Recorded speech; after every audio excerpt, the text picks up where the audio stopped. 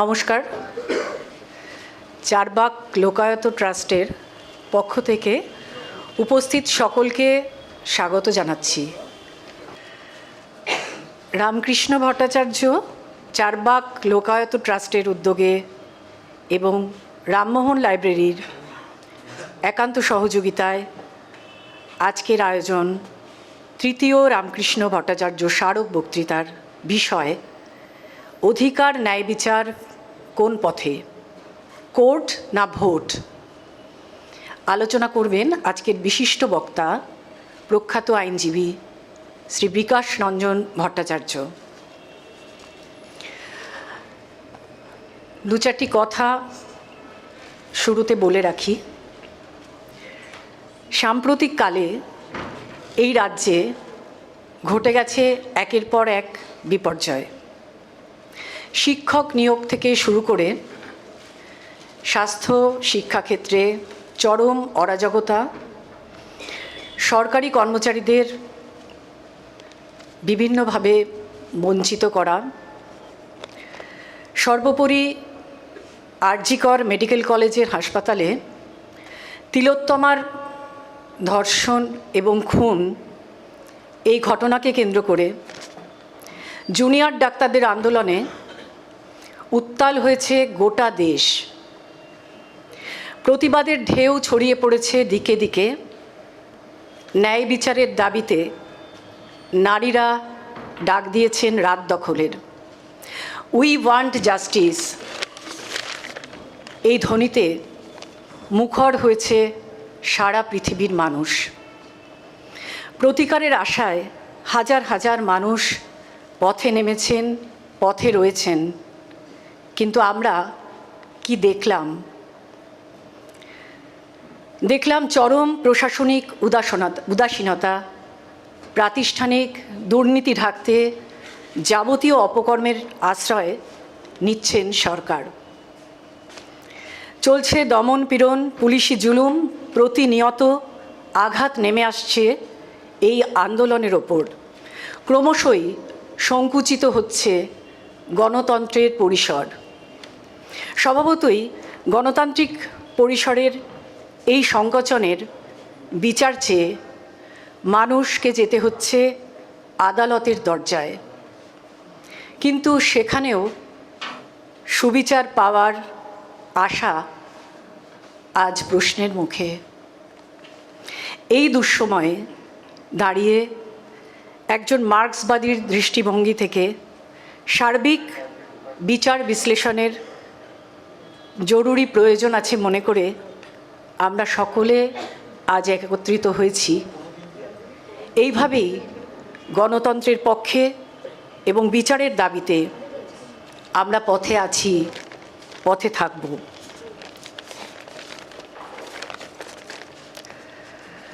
দু একটি কথা রামকৃষ্ণ ভট্টাচার্য চারবাক লোকায়ত ট্রাস্ট সম্পর্কে বলে রাখি। সেটি হচ্ছে, এই ট্রাস্টের গঠনের জন্য অনেক আগে থেকে পরিকল্পনা শুরু হয়েছিল, কিন্তু স্যার একদমই রাজি ছিলেন না। তিনি ভীষণভাবে উদাসীন ছিলেন এই বিষয়ে। পরবর্তীকালে তিনি যখন খুবই অসুস্থ, হাসপাতালে ভর্তি, মৃত্যুর কয়েকদিন পূর্বেই সুনীশদা এই বিষয়টি পুনরায় স্যারকে জানান এবং স্যারের যে বিপুল কাজ, যে গবেষণামূলক অজস্র প্রবন্ধ, বই, সমস্ত কিছুকে সঠিকভাবে রক্ষণাবেক্ষণ করা এবং সঠিকভাবে প্রয়োগ করার জন্য এই ট্রাস্ট গঠনের কথা সকলেই ভেবেছিলেন। পরবর্তীকালে সুনীশদার কথায় স্যার সম্মতি দেন এবং ট্রাস্ট গঠন হয়। এই ট্রাস্টের উদ্যোগে প্রথমবার রামকৃষ্ণ ভট্টাচার্য তৃতীয় স্মারক বক্তৃতা আয়োজিত হচ্ছে। এর আগেও স্মারক বক্তৃতার প্রথম স্মারক বক্তৃতাটি আয়োজন করা হয়েছিল 2022 সালে। বিষয় ছিল বর্তমান সময়ে বিশ্বায়ন। বক্তা ছিলেন অমিয় কুমার বাগচি মহাশয়। খুবই দুঃখের সঙ্গে জানাচ্ছি, গত নভেম্বর মাসে তিনি প্রয়াত হয়েছেন। তার প্রয়াণে আমরা ট্রাস্টের পক্ষ থেকে সকলে গভীর শোক জ্ঞাপন করছি। দ্বিতীয় স্মারক বক্তৃতাটি 2023 সালে অনুষ্ঠিত হয়েছিল। বিষয় ছিল সমাজ জীবনে বিজ্ঞান ও ধর্ম, একটি সম্পর্কের অনুসন্ধান। বক্তা ছিলেন স্যারের সহপাঠী এবং বিশেষ বন্ধু অধ্যাপক গার্গী চক্রবর্তী। এছাড়াও প্রথম প্রয়াণ বার্ষিকীটি পালন করা হয়েছে 2রা অক্টোবর 2023 সালে। এই বক্তৃতার বিষয় ছিল ফ্যাসিবাদের উত্থানের 100 বর্ষপূর্তি সাংস্কৃতিক বামপন্থার দৃষ্টি থেকে। বক্তা ছিলেন শ্রমিক বন্দ্যোপাধ্যায়। স্যারের কয়েকটি বই প্রকাশিত হয়েছিল। বর্তমানে আমরা আজকে অনুষ্ঠান শুরু করছি। দুটি পর্বে আমরা অনুষ্ঠানটিকে ভাগ করে নিয়েছি। প্রথম পর্বে আছে সঙ্গীত পরিবেশন এবং স্যারের লেখা থেকে কিছু অংশ পাঠ করবেন আমাদের কনিষ্ঠ একজন তরুণী। এছাড়াও আমরা অনুষ্ঠানের দ্বিতীয় পর্বে মূল অংশে আমরা চলে যাব। আজকের বিষয় বক্তব্য রাখবেন মাননীয় বিকাশ রঞ্জন ভট্টাচার্য মহাশয়। আমি প্রথম পর্বের শুরুতেই ডেকে নিচ্ছি সঙ্গীত পরিবেশনায় প্রভা ভট্টাচার্যকে। ওদের বাঁধন যতই শক্ত হবে ততই বাঁধন টুটবে, মোদের ততই বাঁধন টুটবে। ওদের যতই আখি রক্ত হবে মোদের আখি ফুটবে, ততই মোদের আখি ফুটবে। ওদের বাঁধন যতই শক্ত হবে ততই বাঁধন টুটবে, মোদের ততই বাঁধন টুটবে। আজকে যে তোর কাজ করা চাই, স্বপ্ন দেখার সময় তো নাই। আজকে যে তোর কাজ করা চাই, স্বপ্ন দেখার সময় তো নাই। এখন ওরা যতই গড় যাবে ভাই, তন্দ্রা ততই ছুটবে মোদের, তন্দ্রা ততই ছুটবে, ওদের বাঁধন যতই শক্ত হবে ততই বাঁধন টুটবে, মোদের ততই বাঁধন টুটবে।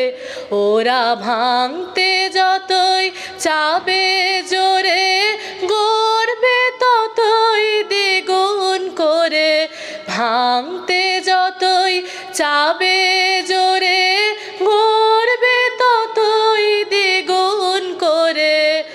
ওরা যতই রাগে মারবে রেখা, ততই যে ঢেউ উঠবে ওরে, ততই যে ঢেউ উঠবে।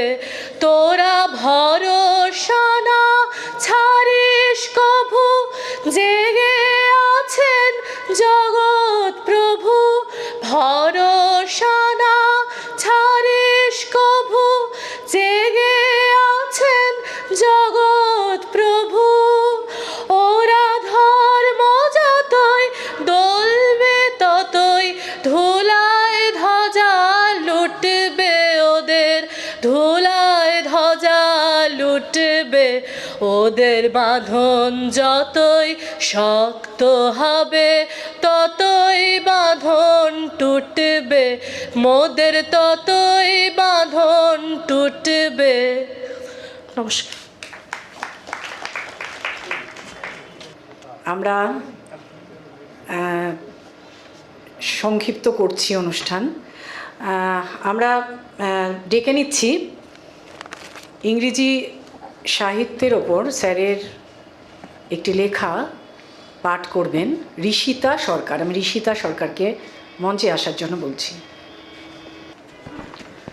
নমস্কার, আমি আজ রামকৃষ্ণ ভট্টাচার্যের লেখা একটি ইংরেজি প্রবন্ধ ইন ডিফেন্স অফ রিজন পড়ে শোনাবো। এটা দ্য মডার্ন ন্যাশনালিস্ট এর মার্চ 2015 সংখ্যায় প্রকাশিত হয়েছিল। In recent times, all over the world, there has been a revival of religious fundamentalism, bigotry, and intolerance. In fact, the forces that sustain terrorism today are basically religious. Add to this the current crusade against reason that has been launched by some postmodernist thinkers. Reason is made to stand on the dock. It is portrayed as the worst enemy of mankind. Some writers, formerly known as Marxists of some sort, are now eager to come to a compromise with religion.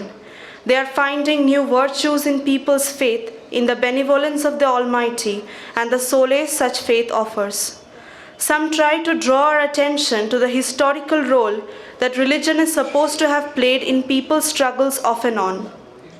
The consensus of the postmodernists and some lapsed Marxists appears to be this: tyranny of reason must not be allowed to continue. However, they do not offer any substitute for reason, since there is none. It means they are prepared to give a free rein to impulse and thoughtless action. Let us understand one thing. Who is a fanatic? A fanatic is one who refuses to be reasonable. He would rather cling to his faith than listen to any contrary view. Terrorism is nourished by fanaticism. Indiscriminate slaughter of helpless men, women, and children cannot be undertaken by a human being unless he or she is a fanatic. Human has been defined as a rational being, but rationality has to be cultivated consciously and continuously. Although the seeds of rationality are sown in every human, without proper care and nurture, the seeds cannot bear fruit. It is only by cultivating rationality that we can combat all expressions of fanaticism, both in our everyday life and in the society at large. Impulse needs no nurturing, rationality does. It will be rewarding to remember at this juncture how the ancient Greek dramatists understood and expressed the value of reason. I give below two passages from two plays by Sophocles and Euripides respectively. They lived in the 5th century BCE and learned the value of reason through their own experiences in war-torn Athens. Let it be remembered that they believed in the existence of the gods and considered reason to be a gift from them to mankind. This was their way of suggesting how worth revering reason is. Why select dramatists rather than philosophers? The reason is this: Philosophers, particularly the pre-Socratics in ancient Greece, did cultivate reason. That is only to be expected. It is necessary to know how far their own rational views had permeated among the masses, the citizens of Athens and other city-states. Greek plays were performed in an open-air amphitheater. People from all walks of life thronged to see the plays staged. It will be interesting to note which kind of ideas were projected in the plays meant for their pleasure and profit. First, Sophocles. In his play Antigone, Haemon, a prince, urges his tyrannical father Creon not to take any rash action. Creon claims that a king must be obeyed in everything, both small and great, just and unjust alike. Otherwise, he thinks there would be anarchy. The elders who constitute the chorus in the play approve of this view as both reasonable and wise. Haemon, however, says, "Father, the gods implant in mortal men reason, the choicest gift bestowed by heaven. 'Tis not for me to say thou errest, nor would I arraign thy wisdom if I could." He rounds up his speech with the following observation: "I'll say 'tis best of all to be endowed with absolute wisdom, but if that's denied, and nature takes not readily that ply, next wise is he who lists to sage advice." The second instance is taken from Euripides. In his play The Suppliants, Theseus, king of Athens, declares, "Praise to the God who shaped in order's mold our lives redeemed from chaos and the brute, first by implanting reason, giving then the tongue, walled herald to interpret speech." I do not mean that whatever these dramatists wrote is to be accepted as irrefutable truth. On the other hand, I suggest that we must use our reason to decide what is living and what is dead in their views. There is really no substitute for reason. In spite of their faith in gods, ancient Greeks understood it well. Much has been said about the Greeks and the irrational. Yet we should note, and note well, what Jonathan Barnes says. Recent scholarship has gone out of its way to stress the irrational side of the Greek genius. That even the Greeks had their moments of unreason is not to be denied, but that sad platitude, however engrossing its detailed documentation may be, is surely of far less significance than the happy truth which it balances. For rationality, in a relaxed sense of the term, was the glory and triumph of the Greek mind, and its most valuable gift to posterity. The Greeks stand to the irrational as the French to bad cuisine. All this reminds us of a verse that occurs in the Yoga Vasishta Ramayana. Vasishta advises Rama, "A reasonable proposition even from a boy is acceptable, but anything else is to be rejected like mere grass, even if said by Brahma, the creator God himself." This verse should not be viewed as something exceptional in the Indian tradition. Admittedly, reverence of the Vedas has been widespread all over our ancient land. Even atheist philosophers belonging to the Shankho system of philosophy could not dare to challenge the overwhelming authority of the Vedas. Another school of philosophy, Mimamsa, too was avowedly atheistic. They did not believe in the physical existence of the gods mentioned in the Vedas themselves. Nevertheless, they thought that the sacrificial rites produced results, if not in this life, then in the next. The Mimamsakas were acute logicians. They spared none in their criticism. Other orthodox schools of philosophy, claiming to be Vedists, were their chosen target of attack. Yet all their rationality was employed to sustain the infallibility of the Vedas. In the ultimate analysis, Mimamsa was substituting or replacing blind faith in gods by an equally blind faith in a so-called revealed text, not composed by any god or any human. This may very well be called an abuse of reason. Rationality in ancient India is more evident in the works of the heterodox schools, the Jains, the Buddhists, and the Charvakas. Unlike other philosophical schools, they refused to believe in the halo around the world Veda. This was no mean achievement in the Indian context. These three schools together were called Nastiko, negativist, by Brahmanical orthodoxy. The reason is that they said no to the supposed authority of the Veda as one of the valid means of knowledge. It is interesting to note that the Buddhists and the Jains too used to describe the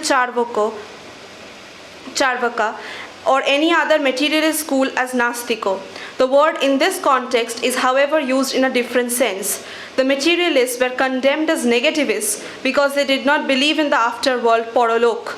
In spite of being atheists and non-believers in the Vedas, The Jains and the Buddhists could not get rid of the concepts of rebirth and the other world, Punarjanma and Paralok. The materialists did not believe in any of these. Therefore, they were Nastikas in both senses of the term. In the whole of Indian tradition, the materialists alone were uncompromising rationalists. Their works are unfortunately lost, but their opponents have quoted or paraphrased their views in course of refuting them. I shall now cite some instances to show what the materialists were accused of. Sri Harsha, the philosopher poet, in his Noishada Charita, makes a materialist, Kali, also mentioned as Charvaka, say, "Is there ever unanimity among the learned in expounding the sense of the scriptures and the law books? Interpretation depends upon the force of intelligence. One that conduces to pleasure is not to be neglected." Then he raises a very pertinent question.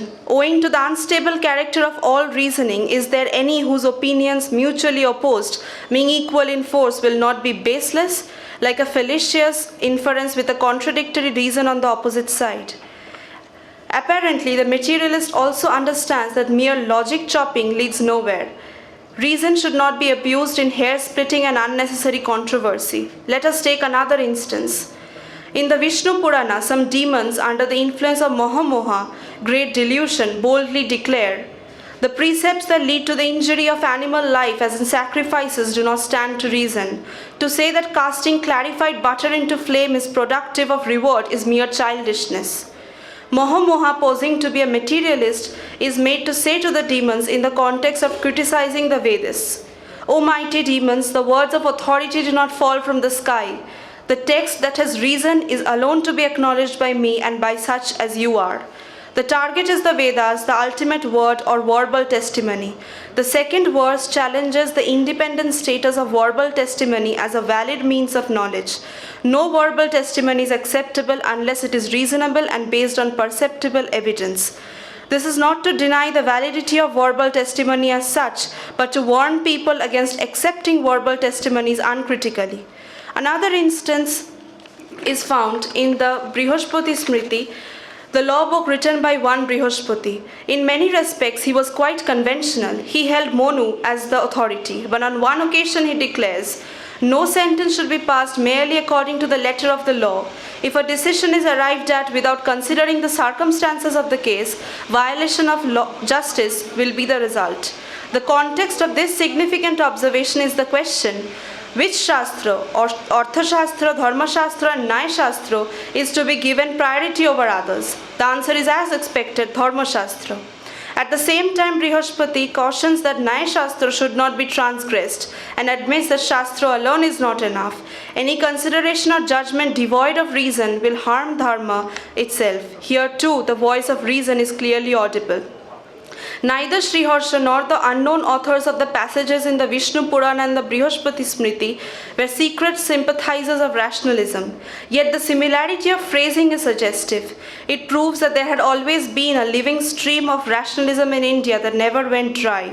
The burden of religious faith, popular superstitions, and irrational philosophical systems could not totally obliterate it. It can be traced back to the Vedas themselves, down to the Upanishads and the two epics, the Ramayana and the Mahabharata. Censoring of reasoners in the Dharma Shastras, such as the Manusmriti, also testifies to the existence of free thinkers and rationalists in pre-modern India. We seldom hear their own voices, but as Richard Garbe once shrewdly observed, there is no doubt that those doctrines had, even afterwards, as they have today, numerous secret followers. Dhanyabad. নতুন প্রজন্মের কাছে নতুন প্রজন্মের দিকে তাকিয়ে আমরা সত্যিই আশাবাদী। ধন্যবাদ ঋষিতাকে। অনুষ্ঠানের মূল পর্বে আমি চলে এসেছি। আমরা তিনজন বিশিষ্ট ব্যক্তিকে মঞ্চে আসার জন্য অনুরোধ জানাবো। তার আগে বলি, তাদের সম্পর্কে আমরা সকলেই জানি যে নিজ নিজ ক্ষেত্রে কাজের সুবাদে তারা যথেষ্ট পরিচিত এবং জনপ্রিয়। ডাক্তার সুবীর গাঙ্গুলি ক্যান্সার রোগ নিরাময়ে শুধু চিকিৎসা নয়, সচেতনতার কাজটিও বিভিন্ন সংগঠনের সঙ্গে যুক্ত হয়ে ক্রমাগত করে চলেছেন। ফাইট ফর ক্যান্সার তার একটি সক্রিয় উদ্যোগ। এই সংগঠনটির দ্বারা বহু মানুষ উপকৃত হয়ে আসছেন। তাকে আমরা সকলেই চিনি একজন বিখ্যাত আইনজীবী হিসাবে, কিন্তু পেশাগত জীবনের প্রথম দিকে এই উত্তর কলকাতার কেশব একাডেমিতে তিনি একদা ছিলেন একজন মাস্টার মশাই। তার এই পরিচিতি হয়তো অনেক মিডিয়া হাউসেরও অজানা। আমন্ত্রণ জানাচ্ছি প্রখ্যাত আইনজীবী শ্রী বিকাশ রঞ্জন ভট্টাচার্যকে।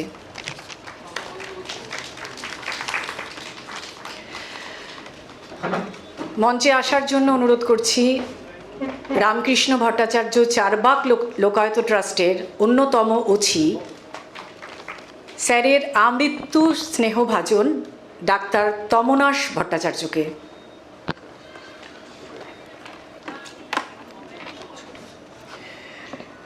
মূল অনুষ্ঠান শুরুর আগে স্যারের দুটি বই প্রকাশের জন্য তার শেষ জীবনের নিত্যদিনের সঙ্গী তার বোন শম্পা ভট্টাচার্যকে মঞ্চে এসে বিশিষ্ট জনেদের হাতে বইগুলি তুলে দেওয়ার জন্য অনুরোধ করছি।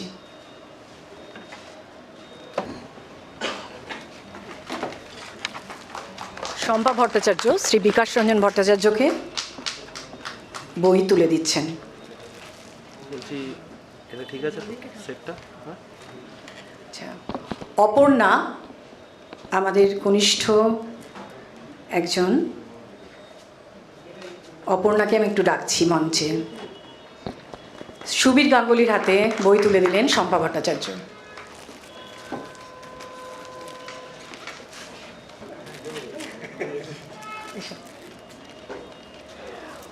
অপর্ণা বই তুলে দিচ্ছে তমনাশ ভট্টাচার্যের হাতে।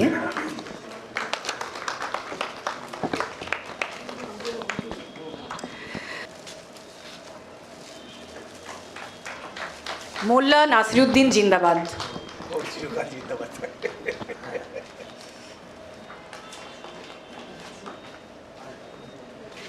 দূরপাল্লার দৌড়, সংস্কৃতি প্রসঙ্গে কার্ল মার্কস।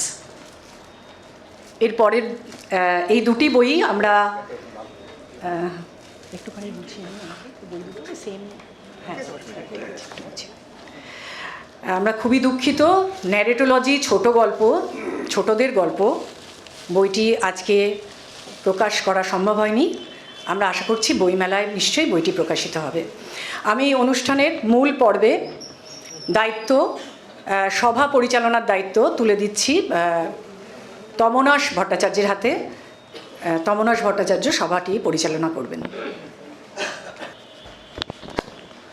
উপস্থিত সকলে, মঞ্চে রয়েছেন তৃতীয় রামকৃষ্ণ ভট্টাচার্য স্মারক বক্তার বক্তা বিশিষ্ট আইনজীবী বিকাশ রঞ্জন ভট্টাচার্য।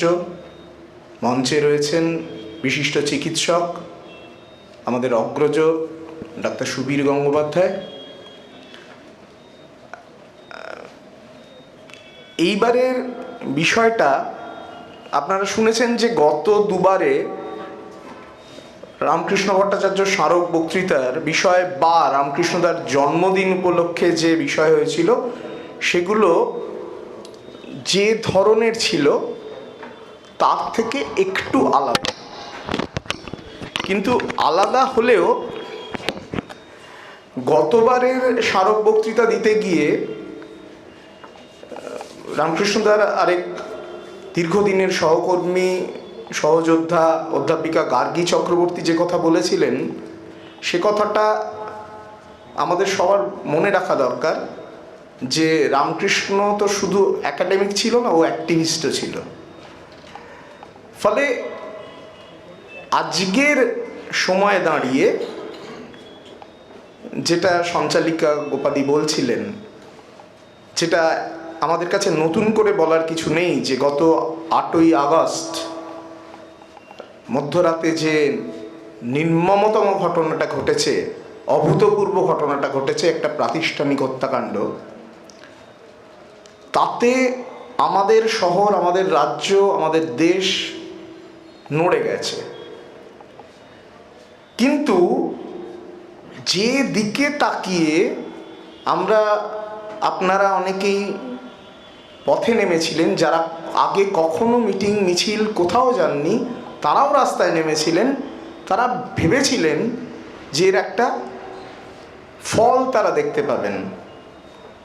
এবং আমাদের দেশে যেহেতু আইন কানুন বলে একটি প্রতিষ্ঠান আছে, যে প্রতিষ্ঠানকে আমরা মেনে চলি, স্বভাবতই আমি ইচ্ছে হলেই যার বিরুদ্ধে অভিযোগ, আমি ওই অভিযুক্ত আর দোষী ওই গপ্পে যাচ্ছি না, যার বিরুদ্ধে অভিযোগ, যাদের বিরুদ্ধে অভিযোগ, যে ঘটনার পরিপ্রেক্ষিতে এই তরুণী চিকিৎসককে অকালে মরে যেতে হয়েছে, খুন হতে হয়েছে, তাকে তো আমরা ঠিক শায়েস্তা করতে পারছি না, আমাদের আইনের দ্বারস্থ হতে হচ্ছে। কিন্তু ওই হু কিল্ড জেসিকা লাল সিনেমায় যেমন আমরা দেখেছিলাম যে আমরা বারবার অপেক্ষা করছি যে কখন বিচার ব্যবস্থা আমাদের কথা একটু কর্ণপাত করবেন এবং শাস্তি দেবেন, অর্থাৎ শুধু বিচার নয়, ন্যায় বিচার হবে। তা এই পরিপ্রেক্ষিতে যখন আমরা রামকৃষ্ণ ভট্টাচার্য চারবাক লোকায়ত ট্রাস্টের পক্ষ থেকে এবারের বক্তৃতার বক্তা এবং সম্ভাব্য বিষয় নির্বাচিত করছিলাম, তখন স্বভাবতই আমাদের মনে আসে বিকাশ রঞ্জন ভট্টাচার্যর কথা।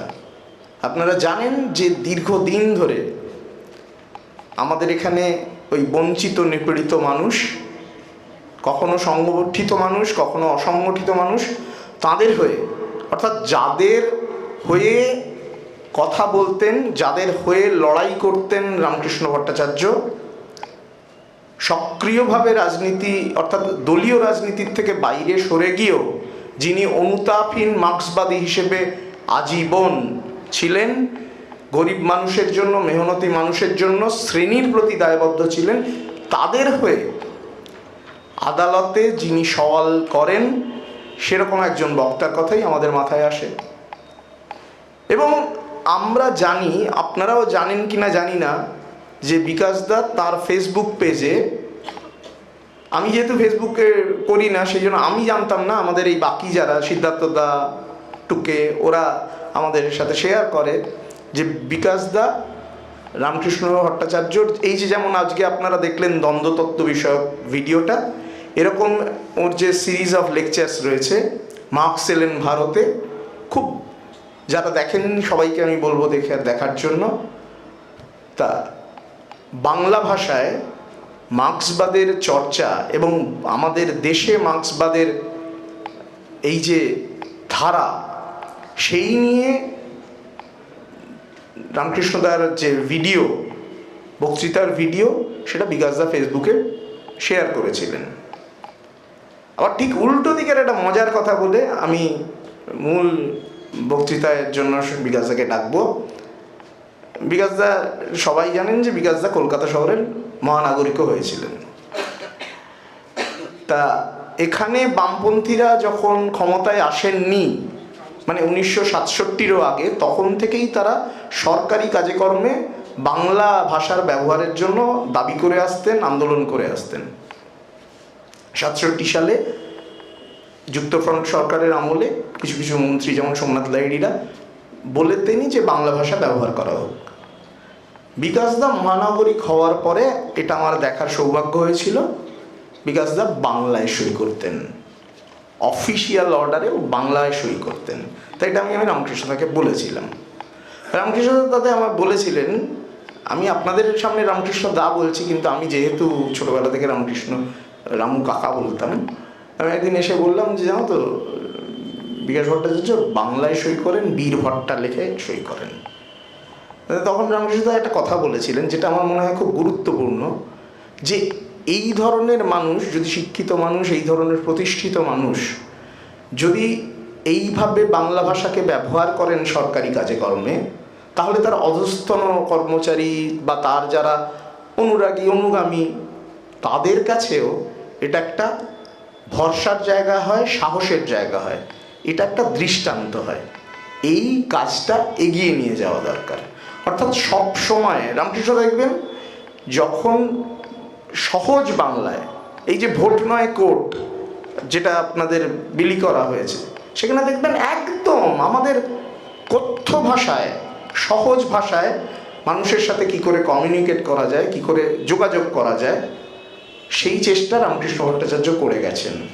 তার বৈদগ্ধ্য, প্রগাঢ় পাণ্ডিত্য, তীক্ষ্ণতা, শানিত যুক্তিবোধ, কিন্তু সবসময় মানুষের কাছে পৌঁছানো, মানুষের জন্য পৌঁছানো, এই ব্যাপারটা রামকৃষ্ণ ভট্টাচার্যের কাছ থেকে আমরা শেখার চেষ্টা করেছি।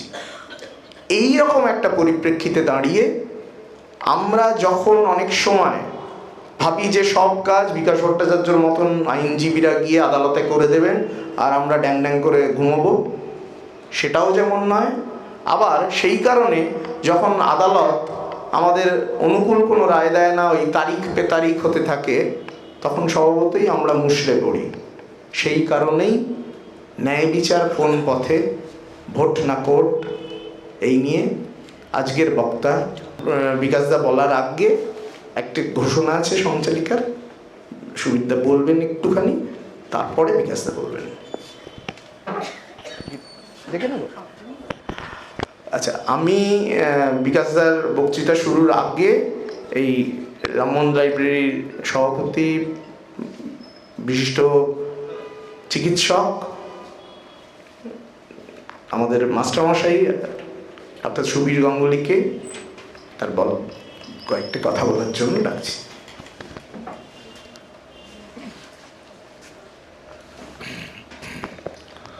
নমস্কার সবাইকে।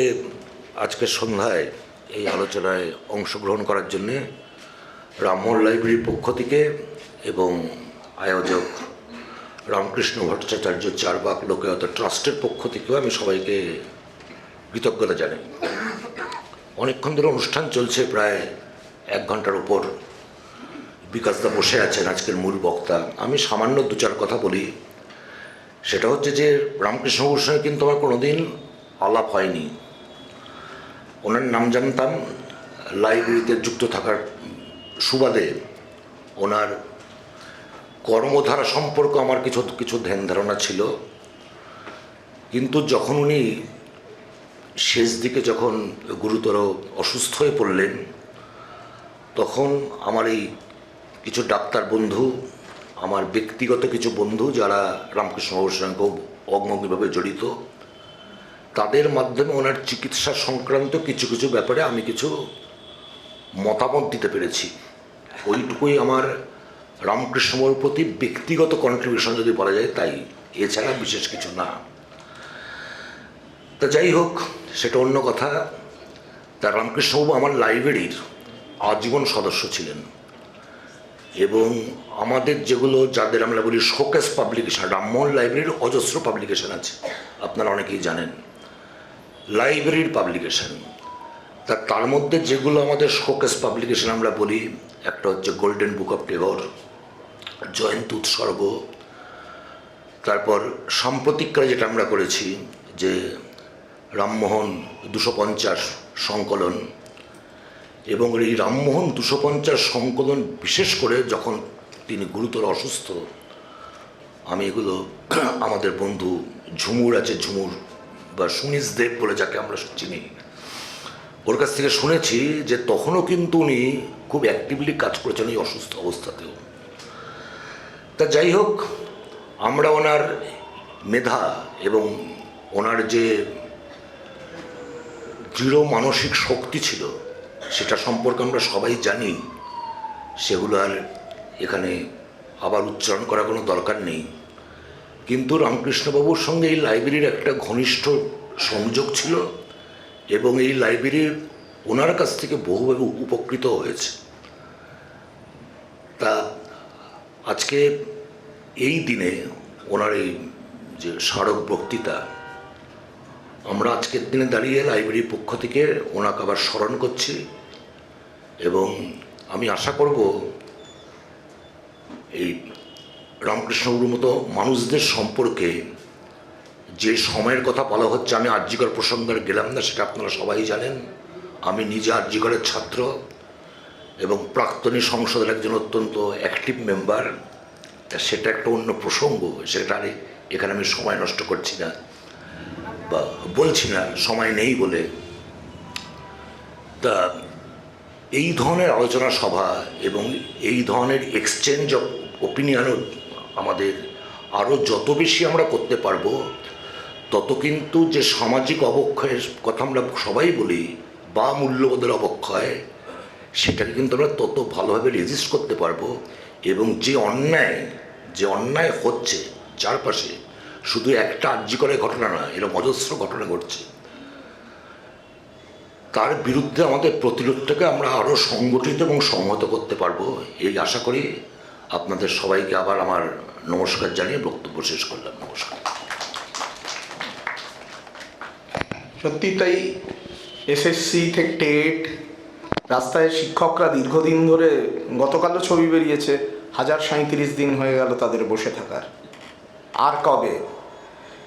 তা এইরকম একটা পরিস্থিতি যেখানে মানুষ স্বভাবতই হতাশ হয়ে পড়েন, আর তার পাশাপাশি রামকৃষ্ণদার কাছে আমরা শিখেছি এক গভীর আশাবাদের কথা, যে মানুষের লড়াই করে সেই হতাশাকে কী করে অতিক্রম করা যায়। এই রকম একটা পরিস্থিতিতে দাঁড়িয়ে রামকৃষ্ণ ভট্টাচার্য স্মারক বক্তৃতার বক্তা বিকাশ রঞ্জন ভট্টাচার্য। নমস্কার মাননীয় সভাপতি বন্ধু ডাক্তার সুবি গাঙ্গুলি, অনুজ বন্ধু তমনস, আপনারা সকলেই সুনাগরিকরা বসে রয়েছেন। আমি নিজেকে খুব ধন্য মনে করছি যে রামকৃষ্ণ ভট্টাচার্য স্মরণ বক্তৃতায় আমাকে আপনারা আমন্ত্রণ জানিয়েছেন। এটা আমার পক্ষে একটা ব্যক্তিগত সুখের ব্যাপার। এখন বিষয় হচ্ছে বিচার, ন্যায় বিচার। এখন বিচার আর ন্যায় বিচার এ নিয়ে বহু জায়গায় বলতে হয়। আমি সরাসরিভাবে আমাদের বাংলা সাহিত্যে কিছু কিছু জায়গা আপনাদের সামনে উপস্থিত করব, যেটা আপনারা অনেকেই জানেন, এবং আবারও উপস্থিত করলে পরে আমাদের কাছে ব্যাপারটা খুব পরিষ্কার হয়ে যাবে।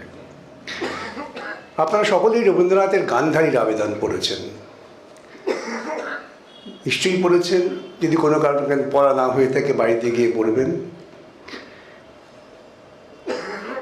জয়ের উল্লাসে দুর্যোধন যখন তার পিতার কাছে খুব সন্তোষ প্রকাশ করছেন, গৌরব বোধ করছেন, সেখানে গান্ধারী হাজির হলেন। গান্ধারী হাজির হয়ে বলছেন ধৃতরাষ্ট্রকে, তুমি তো রাজা। আপনারা জানেন, আমি আমার বক্তৃতার সূত্রের জন্য বলছি, গতি পাবে। সভা মাঝে যখন দ্রৌপদীকে এভাবে লাঞ্ছনা করা হলো, তখন তুমি কি করেছো? এই ছেলেকে তুমি এক্ষুনি ত্যাগ করো, ত্যাগো ইহারে। ধৃতরাষ্ট্র বলছে, কী করবো? আমার ছেলে এ আমি করতে পারি? কি সাজা দেব? গান্ধারী বারবার বলছে, সাজা দাও, তুমি রাজা দৃষ্টান্ত স্থাপন করে কি সাজা দেব? কবি লিখছেন, দণ্ডিতের সাথে দণ্ডদাতা কাঁদে সমান আঘাতে, সেই তো বিচার। অর্থাৎ এমন তোমাকে বিচার করতে হবে যে বিচারে তুমি নিজে আহত হচ্ছ, তা সত্ত্বেও তোমাকে কিন্তু বিচার করতে হবে। সেখানে ধৃতরাষ্ট্র রাজা, তিনি ন্যায় বিচার বা বিচার করার দায়প্রাপ্ত ছিলেন। আমরা রাজত্ব অনেক পার হয়ে এসেছি। আরেকটি অত্যন্ত গুরুত্বপূর্ণ গল্প আমরা পড়িনি, এমন লোক খুঁজে পাবেন না, বঙ্কিমচন্দ্রের বিড়াল। আপনারা আমাকে অনুমতি দিলে আমি বিড়ালের কিছু কিছু অংশ পড়ব, কেন আমি এটা যতবার পড়ি এর সঙ্গে আমার ব্যক্তিগত কারাবাসের সম্পর্কে ঘটনা কিছু মিল আছে। সেজন্য হয়তো প্রতিদিন যখনই পড়ি আমি খুব আনন্দ পাই। আফিং খেয়ে তো তিনি বুঁদ হয়ে আছেন, হঠাৎ দুধ নেই, ম্যাও, এগুলো আপনারা জানেন। কিন্তু যেটা তিনি, বঙ্কিমচন্দ্র কিন্তু একজন বিচারক ছিলেন। ইংরেজ প্রশাসনের আমলে তিনি একজন বিচারকের কাজ করেছেন। আজকে কত বছর আগে, সময়টা অনেক পাল্টেছে, পরিবর্তিত হয়েছে। কি তখন কি বলছেন তিনি, আমি পড়ছি, মাফ করবেন আমাকে।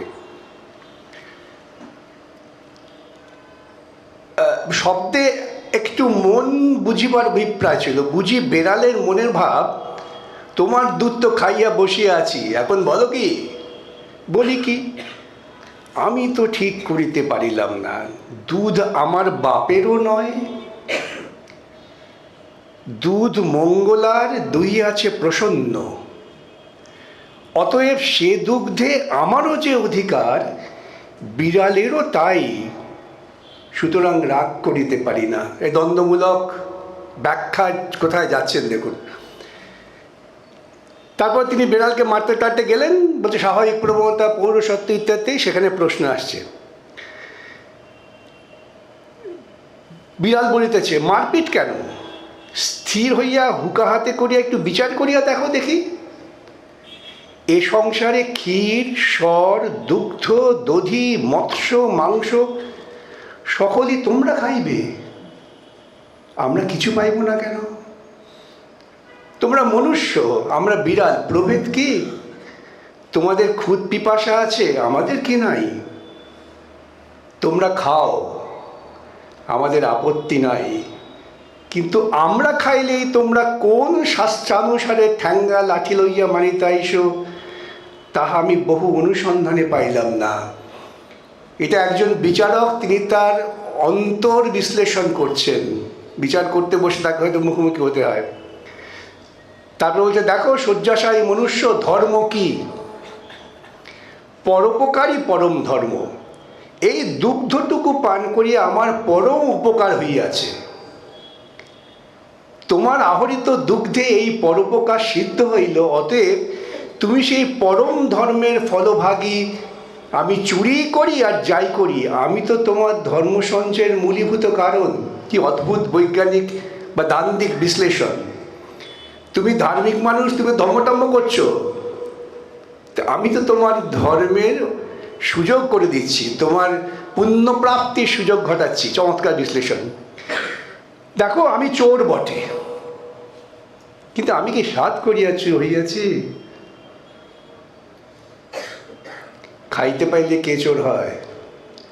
দেখো যাহারা বড় বড় সাধু চোরের নামে শিহরিয়া ওঠেন, তাহারা অনেক চোর অপেক্ষাও অধার্মিক। আমাদের সমাজে যে আর্থিক বিন্যাস, যে শ্রেণী বিভাজন, সেখানে এই বিষয়টা কিন্তু একটা বেড়ালের মধ্য দিয়ে বঙ্কিমচন্দ্র অত্যন্ত প্রাঞ্জলভাবে এবং আমি বলবো আকর্ষণীয়ভাবে উপস্থিত করেছেন। তাহাদের চুরি করিবার প্রয়োজন নাই বলিয়াই চুরি করেন না, কিন্তু তাহাদের প্রয়োজনাতীত ধন থাকিতেও চোরের প্রতি যে মুখ তুলিয়া চাহেন না, ইহাতেই চোর চুরি করে। অধর্ম চোরের নহে, চোরে যে চুরি করে সে অধর্ম কৃপণ ধনীর। চোর দোষী বটে, কিন্তু কৃপণ ধনী তদপেক্ষা শতগুণে দোষী। চোরের দণ্ড হয়, চুরির মূল যে কৃপণ তাহার দণ্ড হয় না কেন? ন্যায় বিচার। এই বিড়াল প্রবন্ধটা আপনাদের সামনে উপস্থিত করলাম এই জন্যেই যে একজন বিচারক, তিনি কিন্তু রাজ আমলের বিচারক নন। রবীন্দ্রনাথ দেখাচ্ছেন ধৃতরাষ্ট্রকে, রাজা তুমি, কথা আছে না, রাজা কখনো ভুল করতে পারে না, রাজার কোনো মৃত্যু নেই, রাজাই শেষ। এখন সমাজে প্রশাসনিক ব্যবস্থা পাল্টাচ্ছে। ইংরেজরা আমাদের দেশ দখল করলো, এই তো শক্তিসাধনবাবু বসে আছেন, ওইসব প্রচুর লেখালেখি করেন। ব্যবসা করতে এসে আমাদের লুটপাট করলো, তারপর আমাদের শাসন ক্ষমতা দখল করে নিল, তারা আমাদের শাসক হয়ে উঠল। সেই সময় একজন বিচারক, তিনি তার আত্মোপলব্ধি হচ্ছে যে যারা প্রকৃতপক্ষে সাজা পাচ্ছেন তাদের সাজা পাওয়ার কথা নয়।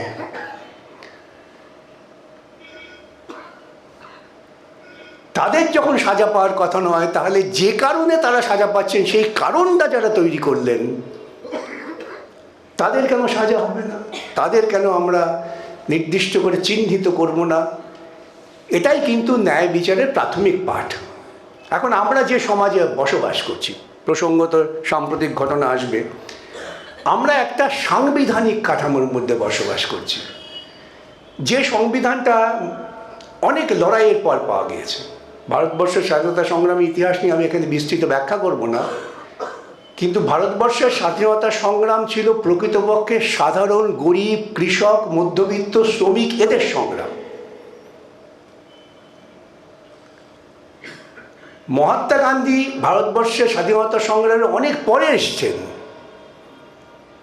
স্বাধীনতা সংগ্রাম শুরু হয়ে গেছিল 1857 থেকে, কৃষকরা বিদ্রোহ করেছিলেন। তারপর ধারাবাহিক লড়াই চলেছে। ভাবুন তো ক্ষুদিরামের কথা, ভাবুন তো চট্টগ্রামে সেই তরুণ যুবকেরা কিভাবে ইংরেজের হাত থেকে ক্ষমতা কেড়ে নিয়ে 3 দিন স্বাধীন রেখেছিলেন। ভাবুন তো 19 বছরের ছেলে ভগৎ সিং, তিনি বোমা মারছেন, বোমা বলছেন আমি কাউকে তো আহত করার জন্য বোমা মারিনি, আমি মানুষের জাগ্রত চেতনাকে জাগাবার জন্য, ঘুমন্ত চেতনাকে জাগ্রত করবার জন্য বোমা মেরেছি। জালিয়ানওয়ালাবাগ যখন ঘটে গেল, কি নৃশংস হত্যাকাণ্ড, কে প্রতিবাদ করেছিলেন বলুন তো প্রথম? তিনি রাজনীতিবিদ নন, তিনি মাঠে ময়দানে মিছিল করা লোক নন আমাদের মতো, কিন্তু তার চেতনাস্তর এমন জায়গায় ছিল যিনি গান্ধারীর আবেদনের মধ্য দিয়ে রাজাকে শেখাতে পারেন যে এমনভাবে তোমায় সাজা দিতে হবে যখন সাজার ফলে তোমার চোখে জল, যে সাজা পাচ্ছে তার চোখের জল এক হবে।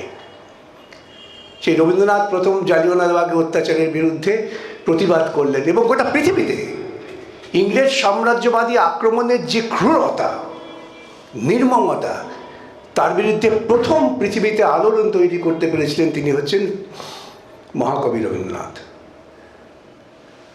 তারপর আমরা এই একটা কাঠামো পেলাম, ভারতবর্ষের সংবিধান তৈরি হলো। এই সংবিধান যখন তৈরি হলো তখন আমাদের কিন্তু সাংবিধানিক যে লক্ষ্য, সেই লক্ষ্য স্থির করা হলো। আমার বিচার, ন্যায় বিচার সবটাই কিন্তু নির্ধারিত হবে সাংবিধানিক লক্ষ্যকে সামনে রেখে। সেই সাংবিধানিক লক্ষ্যের প্রথম কথাই হচ্ছে তো ধরুন economic justice, social justice, freedom of thought. রামকৃষ্ণবাবুর বক্তৃতা শুনছিলেন, সঠিকভাবে চিন্তা করতে শেখাতে হবে, র্যাশনাল থিঙ্কিং। এখানে রাম জন্মেছিল এই কল্পনার ভিত্তিতে লক্ষ লক্ষ মানুষকে গৃহহীন করা নয়। আমাদের যুক্তিসঙ্গতভাবে চিন্তা করতে হবে সমাজ অগ্রগতির জন্যে। ওই বেড়াল যখন দুধ খেয়েছে তখন লাঠি মারতে গিয়ে তাকে চিন্তা করতে হচ্ছে। বেড়ালের মুখ দিয়ে তিনি এই দান্দিক কথাগুলো বলাচ্ছেন। তাহলে আমার ভারতবর্ষ যখন একটা নতুন কাঠামো হলো, সেই কাঠামোয় আমরা প্রজাতন্ত্র গ্রহণ করলাম। যে প্রজাতন্ত্রের কি গুরুত্ব, কি মহিমা আপনাদের মতো বিদগ্ধ জনের কাছে আমার ব্যাখ্যা করতে হবে না, কিন্তু আমি সাধারণে বলার সময় বলি, এটা সব জায়গায় বলতে ইচ্ছে করে। এই প্রজাতন্ত্রেরও চূড়ান্ত ব্যাখ্যা দিয়েছেন রবীন্দ্রনাথ, আমরা সবাই রাজা। প্রজাতন্ত্র মানে সবাই রাজা, সবাই রাজা। সেই রাজা যদি আমাকে মান না দেন তবে আমি সেই রাজাকে গ্রহণ করতে পারি না। রাজা সবারে দেন মান, সে মান আপনি ফিরে পান। মোদের খাটো করে রাখেনি কোনো অসত্যে, নইলে মোরা রাজার সনে মিলব কি শর্তে। প্রজাতন্ত্রের নির্যাস এই, আমরাই ঠিক করছি আমাদের কে শাসন করবে। 47 সালে 15ই আগস্টের আগে আমরা শাসিত হয়েছিলাম ইংরেজদের দ্বারা 200 বছর, মোগল সুলতানদের দ্বারা 500 বছর। যে যতই ভারতবর্ষের অতীত ঐতিহ্যের গৌরবের সুরসুরি দিন না কেন, আমরা কোথাও দেখিনি ওই প্রথম 1857 সালের বিদ্রোহের আগে যে শাসনের বিরুদ্ধে কোনো রকম সংগঠিত বিদ্রোহ বিক্ষোভ হয়েছে। তার কারণ হচ্ছে যারা এখানে শাসন করছিলেন তারা এখানে বসবাস করে নিজেরা ভারতীয় হয়ে গিয়েছিলেন। ইংরেজরা এখানে শাসন করেছেন, তারা ভারতীয় হননি। তারা ভারতবর্ষের সমস্ত সম্পদ লুণ্ঠন করে নিয়ে গিয়েছেন। আমাদের যে সমস্ত হস্তশিল্প দক্ষ ছিল মানুষেরা, তাদের বেকার করে দিয়েছেন। সেই দীর্ঘ আলোচনা এখানে যাচ্ছি না, কিন্তু আমরা যখন করলাম তখন আমাদের ভারতবর্ষ কিছু মৌলিক অধিকার ঠিক করলো, যে অধিকারটা আমাদের স্বাভাবিক অধিকার। মানুষ জন্মগ্রহণ করলে মানুষের 3টে অধিকার কিন্তু খুব স্পষ্টভাবে প্রতীয়মান হয়। মায়ের গর্ভের নিরাপত্তা থেকে সে যখন বৃহত্তর ক্ষেত্রে পরিণত হচ্ছে, তার প্রথম আত্মপ্রকাশ হচ্ছে চিৎকারের মধ্য দিয়ে, কান্নার মধ্য দিয়ে। ডাক্তারবাবুরা আছেন, ভালো বলবেন। এটা শিশু যতক্ষণ না কাঁদছে ততক্ষণ তাকে সুস্থ জীবিত বলে ওরা স্বীকার করেন না। আমি যদি ভুল বলে আমাকে ধমকে দেবেন এগুলি। তাহলে একটা শিশুর যখন গুণগত পরিবর্তন, এসে রামকৃষ্ণবাবু তাকে আরো ভালো বলতেন, সে একটা নিরাপদ জায়গায় তার কোষ বৃদ্ধি হতে হতে সে একটা পূর্ণ মানব চেহারা পেল, তখন সে মাতৃগর্ভে থাকতে পারছে না, তাকে বেরিয়ে আসতে হচ্ছে। বেরিয়ে এসেই তার প্রথম চিন্তা, আমার খাদ্যের নিরাপত্তা কই, আমার বাসস্থানের নিরাপত্তা। আমি তো ছিলাম মায়ের গর্ভে নিরাপদে, আমি তো সেখানে খাদ্য পাচ্ছিলাম। তাই দেখবেন জন্মের সঙ্গে সঙ্গে যখন দেখি শিশুকে মায়ের কাছে দিয়ে দেওয়া হয়, শিশু খুব খুশি থাকে, মাও খুশি থাকে। এই যে অধিকারগুলো, সেই অধিকারগুলো রাষ্ট্র কেড়ে নেয়। এই রাষ্ট্র যে কেড়ে নেয়, তার কারণ যারা শাসন করেন তারা মনে করেন যে আমরা যে চিন্তায় চলি সেই চিন্তাটাই তোমাকে মেনে নিতে হবে, তাই তোমাকে শাসন। শাসন মানেই হচ্ছে ভীতি প্রদর্শন। ভারতবর্ষের যদি সংবিধান যখন আমাদের কিছু স্বীকার করলেন যে মৌলিক অধিকার মানুষের, প্রথম মৌলিক অধিকার মুক্ত কণ্ঠে কথা বলা, স্বাধীনভাবে চিন্তা করা, নিজের খুশি মতো যে কোনো পেশা গ্রহণ করা, নিজের খুশি মতো যে কোনো প্রান্তে যাওয়া, এগুলো হচ্ছে মানুষের মৌলিক অধিকার। এটাকে রক্ষা করতে হবে, এবং রক্ষা করবে কে? এই সংবিধান নতুন করে সাংবিধানিক আদালত তৈরি করলো, যা কিন্তু ব্রিটিশ আমলে ছিল না। ব্রিটিশ আমলে আদালত ছিল, জমি জমার মামলা হতো, জমিদাররা চাষ করিয়ে নিয়ে তাকে দাদন দিয়ে তারপর তার যেটুকু জমি ছিল কিনে নিতেন। অহরহ ঘটনা আছে। সেখানেও এরকম ধর্ষণ ছিল। সেখানে ধর্ষণটা ছিল ব্রাহ্মণ্যবাদী চিন্তায় অধিকার, উচ্চবর্ণের মানুষের অধিকার আছে নিম্নবর্ণের নারীকে ভোগ করার। আজকাল ঘুরে ফিরে সেই জিনিস আনার চেষ্টা হচ্ছে। অতএব সেখানে এগুলো খুব বেশি ব্যাপার ছিল না। স্বাধীন ভারতবর্ষ হওয়ার পর আমাদের যে মানবাধিকার ঘটলো, সেই মানবাধিকারের প্রথম অধিকারটাই হচ্ছে আমার নিজস্ব মৌলিক চিন্তার, ভাবনার, আমার দেহের প্রতি আমার অধিকার। এই দেহটা আমার, এই দেহটা তোমার নয়। আমি কিভাবে আমার দেহ, কিভাবে আমার চিন্তাকে আমি প্রাণিত করব, সেই সম্পূর্ণ অধিকারটা আমার। সেই অধিকার যখন বিঘ্নিত হচ্ছে, তখন রাষ্ট্রকে দায়িত্ব নিতে হচ্ছে। রাষ্ট্র কিন্তু হচ্ছে প্রকৃতপক্ষে একটা যন্ত্র। সেই যন্ত্রটাকে লালন পালন করার জন্য আমরা কিছু মানুষকে পাঠাই। যাদের আমরা ভোট দিয়ে পাঠাই, তারা দেখবেন ভোটে জিতেই কিন্তু তারা বিধানসভা, লোকসভায় যেতে পারেন না বা মন্ত্রী হতে পারেন না। তাদের শপথ নিতে হয়, ঈশ্বরের নামে না, শপথ নিতে হয় সংবিধানের নামে। প্রথম শপথ হচ্ছে যে আমি এই সংবিধানকে মেনে সংবিধানের লক্ষ্য এবং উদ্দেশ্যকে পরিপূর্ণতা আনার জন্য চেষ্টা করব।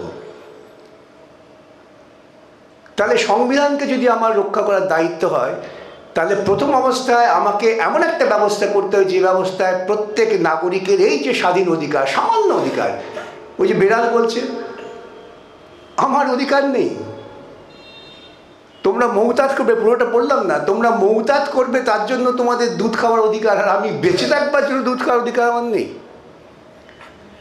এই অধিকারগুলোকে নিশ্চিত করার প্রাথমিক দায়িত্ব হচ্ছে রাষ্ট্রের।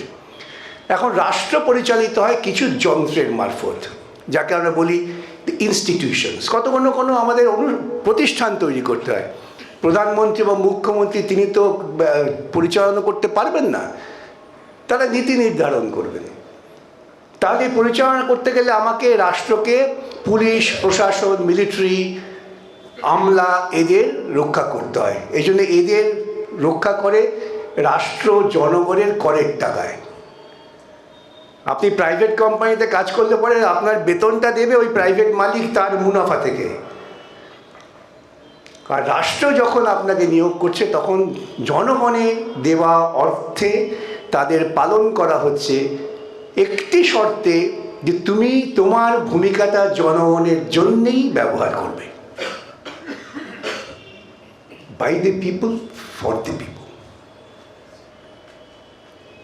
কিন্তু আমরা দেখছি যে আমরা যাদের পাঠাচ্ছি তারা শপথ নিলেও তারা এই যে ইনস্টিটিউশনগুলো তৈরি হয়েছে, বিভিন্ন ইনস্টিটিউশন, ধরুন election commission, controller, auditor general, police, প্রশাসন, পুরো আমলা বাহিনী, আইএএস, আইসিএস, ডব্লিউবিসিএস অফিসার্স, এদের কাজ হচ্ছে এই জনগণের এই স্বার্থটাকে রক্ষা করার জন্য সুনির্দিষ্ট পদক্ষেপ নেওয়া।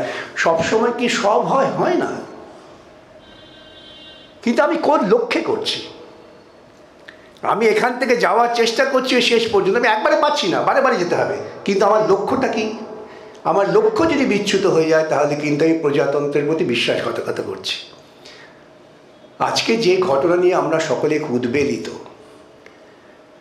আমরা দেরিতে আমাদের উদ্বেগ প্রকাশ করেছি, আমি সব জায়গায় বলি। ধরুন আমরা প্রথম থেকে দেখেছি মানুষকে সর্বশান্ত করে দিয়েছে চিটফান্ড। আমি যখন বিভিন্ন জেলা বা জায়গায় গ্রামে মিটিং করতে যাই, বহু মানুষ প্রথম দিকে আমাকে বললো, বাবা আমার টাকাটা কবে পাবো? আপনার অবাক হয়ে যায়, একদিন কলকাতা হাইকোর্টে কয়েক বছর দেড়েক দুই আগে এক মহিলা আমাকে ধরেছেন, আমার টাকা দে, আমার গাউন্টের টাকা দে। সব জুনিয়ররা জড়ো হয়ে গেছে, কী হলো? না আমার টাকা দে। ওরা সব উত্তেজিত, আমরা শান্ত, শুনবো কী ব্যাপারটা কি? ভদ্রমহিলা কাঁদতে কাঁদতে বলছেন কোনো বাড়িতে হয়তো তিনি সেবিকার কাজ টাজ করতেন, টাকা জমিয়েছিলেন, চিটফান্ডে রেখেছেন, সব টাকা গেছে, ওকে কে বলেছে আমার নম্বর, ওর কাছে গেলে টাকা পাওয়া যাবে। মানে আমি মামলাগুলো করছি টাকা পাওয়ার পদ্ধতি, কিন্তু সে মানুষ তো অসহায়, তার তো বাঁচবার অন্য কোনো উপায় নেই। তখনও কিন্তু আমরা কেউ জাগিনি। আমরা তখনও এমন মানুষদেরই নির্বাচিত করেছি যারা ওখানে গেলে পরে ওদেরই অপকর্মকেই রক্ষা করার চেষ্টা করবে। ন্যায় বিচারটা হবে কি করে? আমি যদি ইনস্টিটিউশনের প্রধান হই এবং আমার যদি লক্ষ্য থাকে এই ইনস্টিটিউশনটাকে আমি আমার স্বার্থটাকে রক্ষা করার জন্য ব্যবহার করব, তাই ন্যায় বিচার হবে না, হলো না। ধরুন শিক্ষক নিয়োগ, ভাবা যায়, মধ্যবিত্ত বাঙালি জাগেনি, তার থেকে অনেক বেশি মধ্যবিত্ত বাঙালি জেগেছে। আমাকে যেখানেই যাই প্রশ্ন করে, আমার ডিএটা, বিয়ে বাড়ি হোক, কোনো বন্ধুর সঙ্গে এক মিলন স্থান হোক, এরোপ্লেনে হোক, ট্রেনে হোক, সর্বত্রই যার সঙ্গে দেখা হচ্ছে একটা কথা বলুন আমাদের ডিএটা কবে হবে? আমি খুব কম লোককে বলতে শুনেছি, দু চারজন ব্যতিক্রম, যে এই শিক্ষক নিয়ে এত দুর্নীতি হচ্ছে তা নিয়ে আপনারা কিছু বলছেন না কেন? তাহলে ন্যায় বিচার হওয়ার জন্য যে প্রতিষ্ঠান আছে সেই প্রতিষ্ঠানের যারা চালক হবেন তারা যদি ন্যায় বিচারের পক্ষে না হন, আপনি যতই করুন না কেন হবে না।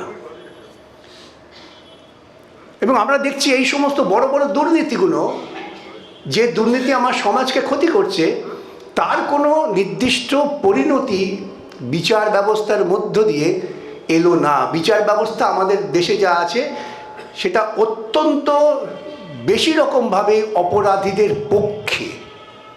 এই কথা বললে আমাকে রাস্তার লোকে ঢিল মারবে। অর্থাৎ একজনকে আমাদের দেশে সাজা দিতে গেলে পরে অনেক কাঠখড় পোড়াতে হবে। প্রথমত নিম্ন আদালতে হলো, তারপরে হাইকোর্ট হবে, তারপর সুপ্রিম কোর্ট হবে, মামলা চলাকালীন এই ভুল হয়েছে সেই ভুল হয়েছে এগুলো নিয়ে মামলা হবে। এই করতে করতে একজন হয়তো দেখা যাবে যিনি অপরাধ করেছেন 90 সালে, সাজা পেলেন 2030 সালে। ইতিমধ্যে তার বাহ্যত সাজা খাটা হয়ে গেল, কিন্তু তিনি সাজাপ্রাপ্ত হলেন না, বিচার তো হলো না। বিচারের ক্ষেত্রে যাকে আমি অভিযুক্ত করছি তারও কিন্তু একটা গুরুত্বপূর্ণ কথা মন দিয়ে শুনতে হবে। আমি দেখলাম আজকেও খবরের কাগজে ওই ছেলেটি সে বলছে আমি এটা করিনি, আমাকে ফাঁসানো হয়েছে। এটা নিয়ে তদন্তকারী সংস্থারা তদন্ত করছেন না কেন? আমি তো প্রথম দিন থেকে গলা ফাটাচ্ছি, যখন বলছে তখন সেটাকে সূত্র ধরে তদন্ত হওয়া উচিত, সত্যিটা প্রকাশ পাওয়া উচিত। কিন্তু সত্যিটা প্রকাশ পাবে না, তার কারণ কি জানেন? আমরা কেউ হয়তো খেয়াল করি না। এই রাজ্যে পরিচালন ব্যবস্থার দায়িত্বে যিনি আছেন তিনি বলছেন আমি সকাল থেকে মনিটর করেছি ফোনে ঘটনা ঘটার পর। সেই মনিটরিংয়ের এফেক্টটা কি আমরা মামলা করতে গিয়ে যতটুকু দেখেছি? আমার কর্মস্থলে আমার একজন সরকারি চিকিৎসক মহিলা এই জন্যে বলছি যে করুণার জন্যে নয়, মহিলারা কিন্তু অনেক সংগ্রামের মধ্য দিয়ে এগিয়ে আসছেন সমাজে ইকুয়ালিটির জন্যে। মনুস্মৃতিকে আমরা এখনও ভাঙতে পারি না। আমার এখানে অনেক বোনেরা আছেন দেখছি, তারাও বাড়িতে গিয়ে ব্যক্তিগত আচরণে মনুস্মৃতিকে ব্যবহার করবেন, আধুনিক চিন্তাকে ব্যবহার করেন না, এটা অভ্যাস। সেজন্যেই একটি মেয়ে চিকিৎসক হয়েছে, তাকে তার কর্মক্ষেত্রে এরকম একটি ঘটনার মুখোমুখি হতে হলো। সে কর্মক্ষেত্রে প্রধান নীরব। এটা হতে পারে? আমার বাড়িতে আমার মেয়ে যদি আজকে এরকমভাবে খুন হয়ে যায়, আমি চুপচাপ বসে থাকবো? আমার কোনো প্রতিক্রিয়া নেই। তাহলে আমি যে প্রশাসন বা যে ইনস্টিটিউশন বা যে ইনস্ট্রুমেন্টালিকে ব্যবহার করছি, তাকে আমি নিয়ন্ত্রণ করছি। এটা যেমন তেমন হোক, সাধারণ একটা খুন ঘটনার মধ্যে চালিয়ে দাও, এর পেছনে অতিরিক্ত কিছু যেন না থাকে। সেজন্যেই আমরা অনেকেই বলছি প্রথম দিন থেকে যে এটা কিন্তু একটা সাধারণ খুন ঘটনা নয়, সাধারণ ধর্ষণের ঘটনা নয়, এর পেছনে একটা খুব বড় লার্জার কনস্পিরেসি আছে। এই লার্জার কনস্পিরেসি যখন খুঁজতে যাবেন, তখন এর মধ্যে আপনি দেখবেন দুর্নীতি আছে, প্রশাসনিক নির্দিষ্ট লক্ষ্যে তারা একমুখী কাজ করছিলেন। কোনো কারণে হয়তো মেয়েটি একটু বেপুত হয়েছিলেন, তাদের সঙ্গে সহমত প্রকাশ করেননি। মেয়েটি হয়তো তার একটু স্বাধীন চেতা, সাংবিধানিক অধিকার আছে মনে করে প্রতিবাদ করেছিলেন। অনেক কারণ হতে পারে, আমরা সবটাই এখনও ভেবে যাচ্ছি, কিন্তু আমাদের ভাবনার নিরসনটা করতে দায়িত্বপ্রাপ্ত কে? দায়িত্বপ্রাপ্ত হচ্ছে সরকারি প্রশাসন, পুলিশ প্রশাসন। তারা ঠিকমতো কাজ করছে না বললে ওই পুলিশ কনস্টেবল, ওসি বা এসপিকে দায় করে লাভ নেই। তারা নিয়ন্ত্রিত হচ্ছেন যার দ্বারা। তাদের যদি আমরা নির্দিষ্টভাবে চিহ্নিত করতে না পারি, তাহলে আজকে একটি ঘটনা ঘটেছে আরজিকর, মানুষ ক্ষেপে গেছেন। হয়তো এটাকে আমি বলি যে ওই দাবানল হয়েছে, এইটা স্ফুলিঙ্গের কাজ করেছে। এতদিনের মানুষের জমে থাকা বিক্ষোভটা হয়তো বিস্ফোরিত হয়েছে। বিশেষ করে একজন নারী চিকিৎসক এভাবে লাঞ্ছিতা হয়েছেন বলে। এই চাপটা যদি আমরা না রাখতে পারি, তাহলে তদন্ত কোন পথে যাবে কেউ জানেন না। এখনও আমার খুব মনে হয়, আশঙ্কা হয় যে নির্যাতিতা পরিবারও বেপুথে নিয়ন্ত্রিত হতে পারে। তাহলে আমাদের এই ন্যায় বিচার যদি আমরা পেতে চাই, তাহলে আমাকে দেখতে হবে যে সমস্ত সাংবিধানিক কাঠামোর মধ্যে প্রতিষ্ঠান আছে, সেই প্রতিষ্ঠানগুলোকে আমরা কতটা নিষ্কলুষ করতে পারব। এই প্রতিষ্ঠানকে নিষ্কলুষ যদি করতে পারি, তবে আমরা নিঃসন্দেহে ন্যায় বিচার পাবো। সেই জন্য আপনাদের যেই দেখলাম আপনারা ক্যাপশনটা দিয়েছেন, শেষ কথাটা হচ্ছে ভোট। খুব গুরুত্বপূর্ণ। প্রজাতন্ত্রে আমাদের এই অধিকারটা আমাদের যখন প্রয়োগ করব, তখন আমাদের যদি মাথায় থাকে যে আগামী দিনে যে কোনো ঘটনার ন্যায় বিচার হোক, এবং সেক্ষেত্রে এই ইনস্টিটিউশনগুলো তারা স্বাধীনভাবে কাজ করুক। তারা রাজনৈতিক নেতাদের কথায় কাজ করবেন না, এমন একটা পরিবেশ তৈরি করতে পারলে তবেই কিন্তু আমরা ন্যায় বিচার পাবো, তা নয়তো পাবো না। সেই জন্য আমাদের প্রজাতান্ত্রিক অধিকারটাকে খুব সচেতনভাবে প্রয়োগ করতে হবে যদি ন্যায় বিচার পেতে চাই। ধন্যবাদ, নমস্কার।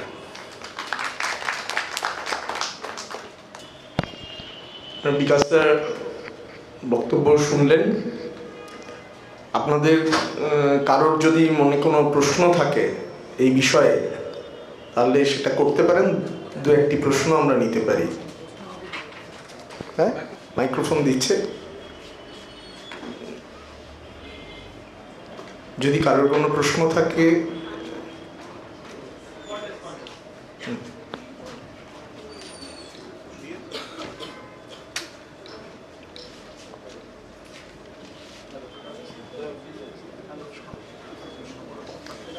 বলেছে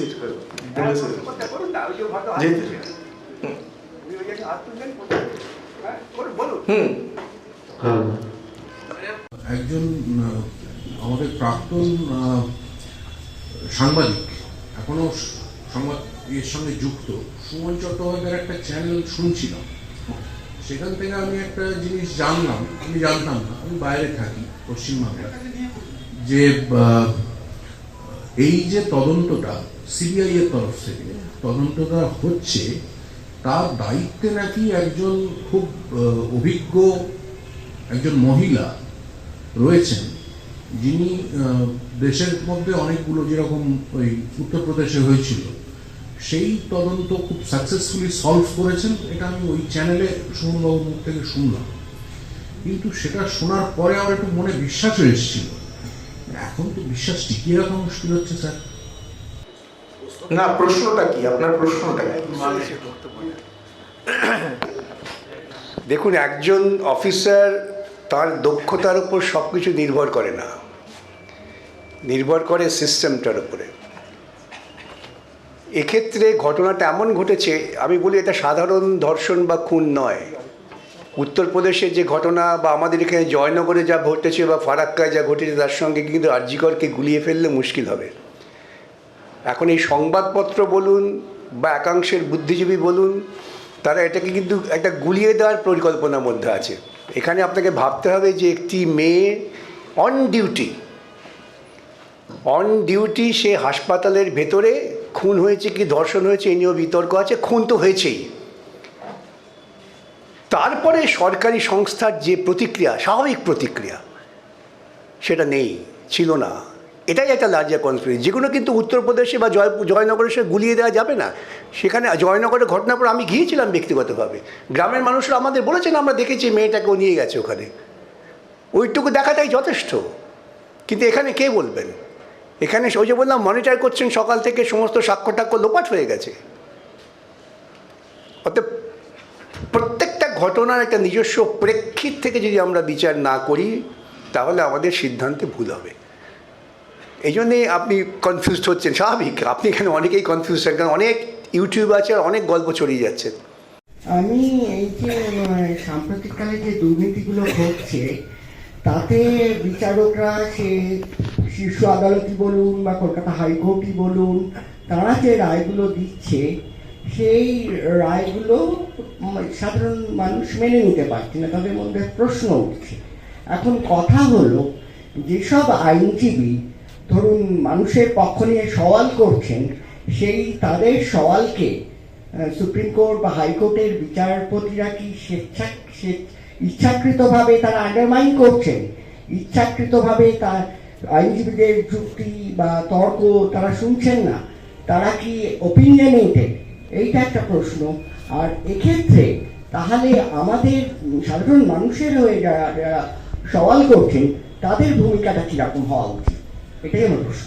প্রথমত এটা ভাবা ঠিক নয় যে বিচারপতিরা তারা শুনছেন না বা তারা নিজস্ব মতামত তৈরি করে বসে আছেন, এটা ভ্রান্ত ধারণা। কারণ আমাদের এত দুর্নীতি আদালতে প্রকাশ পেত না।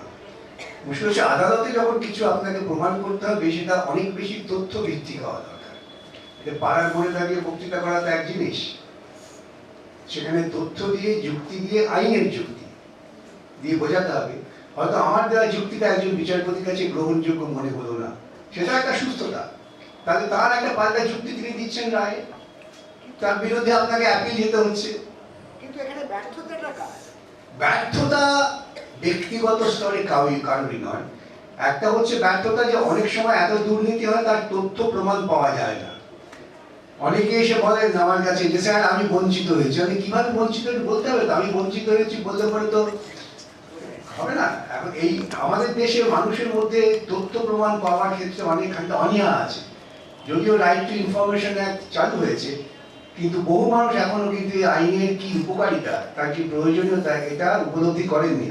সেটা আমাদের দোষ বলতে পারেন যে আমরা মানুষকে কিন্তু শিক্ষিত করতে পারছি না এই সমস্ত পরিস্থিতি নিয়ে। এবং যেখানে যারা অনেক বেশি আরটিআই করেন, তারা অনেক ক্ষেত্রে ভালো ভালো তথ্য পান, ভালো ভালো মামলা হবে না কেন? যদিও মানে স্মারক বক্তৃতার প্রথা হিসেবে প্রশ্নোত্তর থাকে না, কিন্তু এইবারের বিষয়টা এরকম যে সেই হিসেবে অনেকের মনে তো এই প্রশ্নগুলো অনেক সময় সঞ্চিত রয়েছে, এবং বিকাশদার মতন মানুষকে তারা সামনাসামনি পান না। ওই কারণেই আমরা এটা রেখেছি আর কি, প্রশ্নোত্তরের একটা ছোট্ট পর্ব। আমার নিজের গ্রামে বাড়ি, আমরাও অনেক আন্দোলন সবই করছি, কিন্তু জনমত কিন্তু সেই দুর্নীতির পক্ষে চলে যাচ্ছে। ভোটাভুটি হলে সব মানে ভোট আবার ওই দিকে। এখন এই জনমতের এইরকম অধোগতি, এটা সম্পর্কে আপনি কি ভাবছেন? মানে সব গ্রামে রিগিং তত্ত্ব দিয়ে কিন্তু হবে না, কারণ আমার গ্রামে গ্রামে বাড়ি মেদিনীপুর, পূর্ব মেদিনীপুরে, সেখানে ভোটের সময় আমরা দেখছি বুঝিয়ে বুঝিয়ে রাজি করা যাচ্ছে না। দুদিক, এক হচ্ছে সরকারের পক্ষে, আরেকটা হচ্ছে ওই ধর্মান্ধতার পক্ষে। এখন এই যে বিপুল জনমত হয় সরকারের পক্ষে, না ধর্মান্ধতার পক্ষে চলে যাচ্ছে, যুক্তিবাদ বা আমাদের এই তথ্য যেটা আপনি বলছেন এইসবের দিকে আনা যাচ্ছে না। মানে পুরো সিস্টেম এরকম।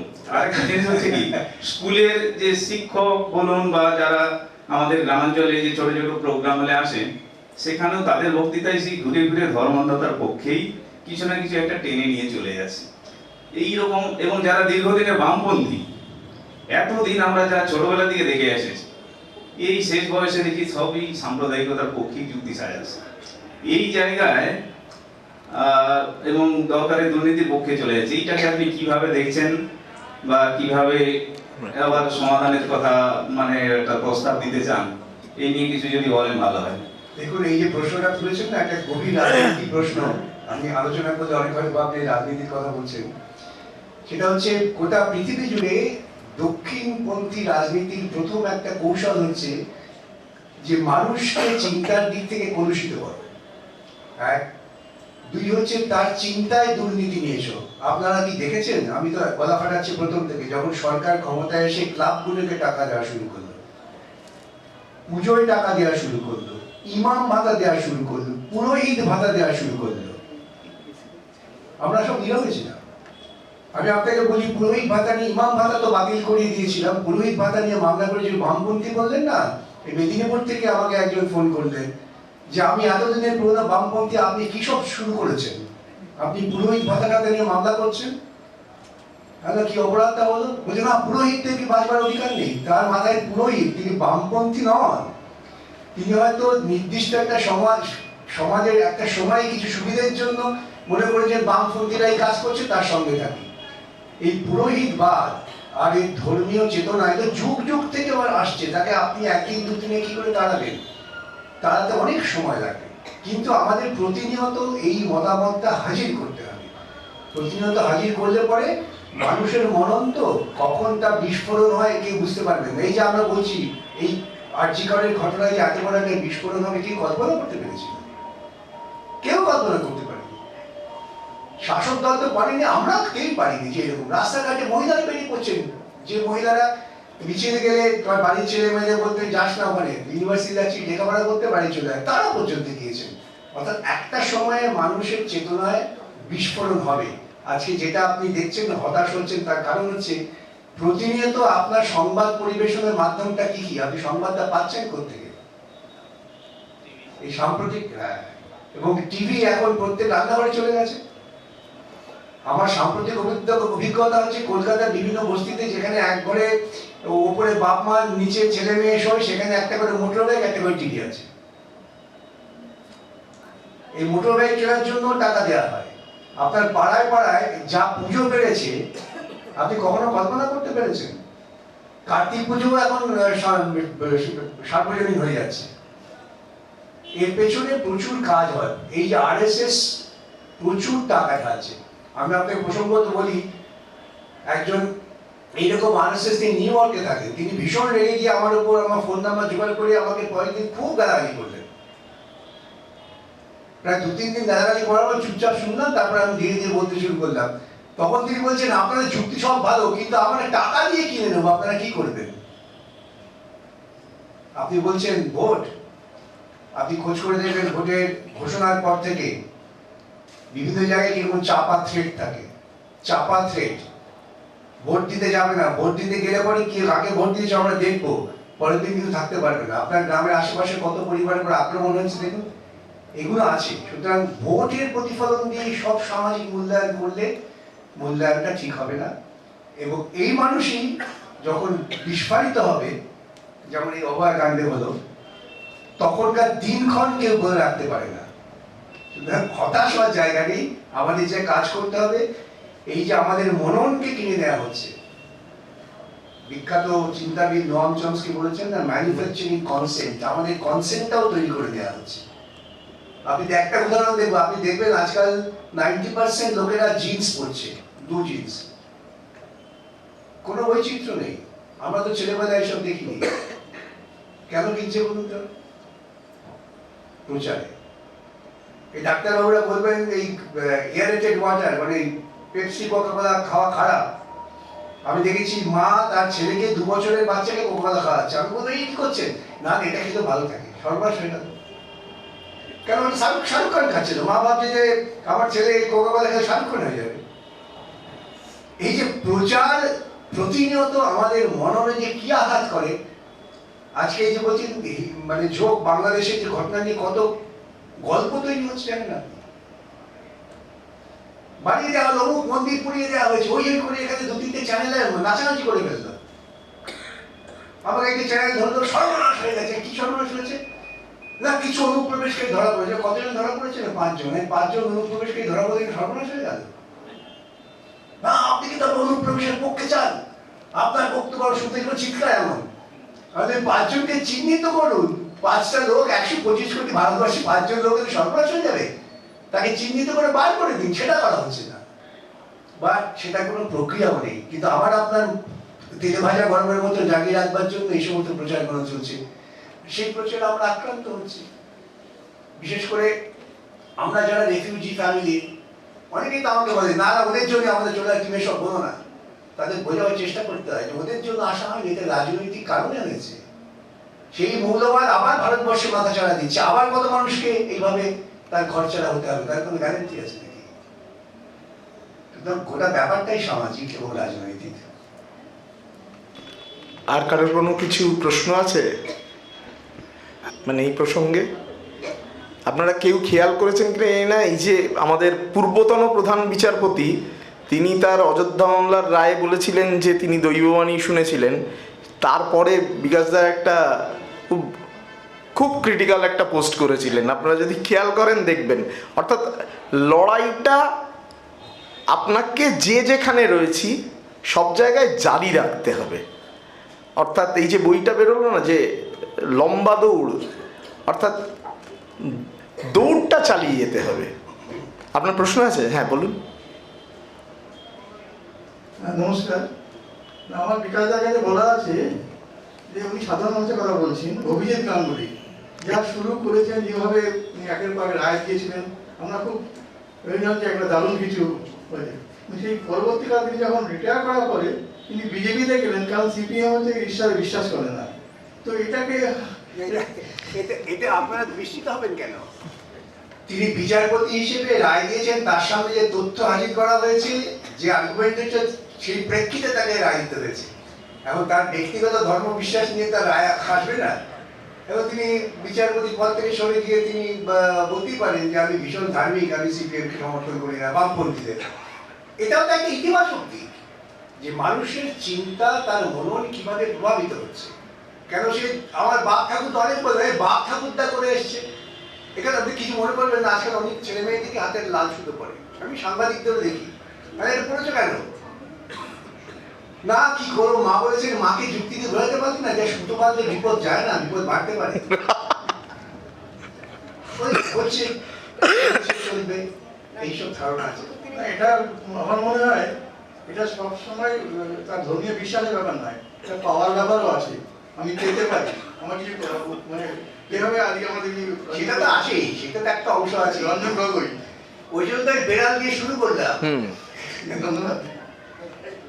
আমি আবার এই পর্ব থেকে সঞ্চালিকার হাতে মাইক্রোফোন তুলে দিচ্ছি আজকের অনুষ্ঠানের একদম অন্তিম পর্বের যার কথার জন্য। অনুষ্ঠান আমরা শেষ করতে চলেছি। তার আগে আমি বিশেষভাবে ধন্যবাদ জানাবো আজকের প্রধান যিনি বক্তা বিকাশ রঞ্জন ভট্টাচার্যকে। তিনি তার মূল্যবান সময় দিয়েছেন এবং সুচিন্তিত বক্তব্য রেখেছেন। আমি ধন্যবাদ দেব রামমোহন লাইব্রেরি এবং তার কর্মীবৃন্দকে, যিনি ভিডিওগ্রাফার আছেন শিলাদিত্য সেনগুপ্ত, তাকেও আমরা ধন্যবাদ জানাচ্ছি। আন্তরিক ধন্যবাদ জানাচ্ছি আমাদের বই স্টল যিনি করেছেন পাভেল চক্রবর্তীকে, এবং উদ্দীপ দে যিনি স্যারকে ভালোবেসে বিনা পারিশ্রমিকে বিনামূল্যে আজকের অনুষ্ঠানে সহযোগিতা করেছেন। এদের সকলকে আমাদের তরফ থেকে আন্তরিকভাবে ধন্যবাদ জানাচ্ছি। আজকের অনুষ্ঠান আমরা শেষ করছি। নমস্কার।